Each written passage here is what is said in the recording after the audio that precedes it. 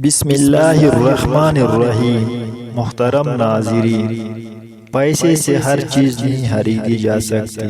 ابھی چند روز پہلے ایک صاحب نے ذکر کیا کہ وہ رمضان میں عمرے کے تشریف لے گئے اور ایک اور صاحب دولت مند بھی عمرے کو جا رہے تھے۔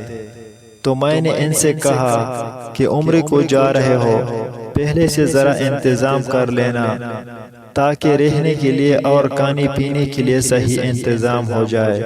وہ اپنی دولت کی گنبن میں تھے، کہنے لگے ارے میاں چھوڑو، انتظام وغیرہ اللہ کا شکر ہے، پیسے بہت موجود ہے، پیسے سے دنیا کی ہر چیز مل جاتی ہے، آرام و رہائش بھی مل جاتی ہے، کھانا بھی مل جاتا ہے، کوئی فکر کی بات نہیں، ہمارے پاس پیسے خوب ہے، 10 ریال کی جگہ 20 ریال خرچ کر دیں گے۔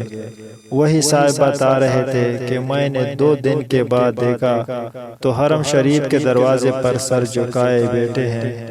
میں نے پوچھا بھائی کیا ہوا؟ کہنے لگے سحری میں اٹھے تھے لیکن ہوٹل میں کھانا نہیں ملا، کھانا ختم ہو گیا تھا۔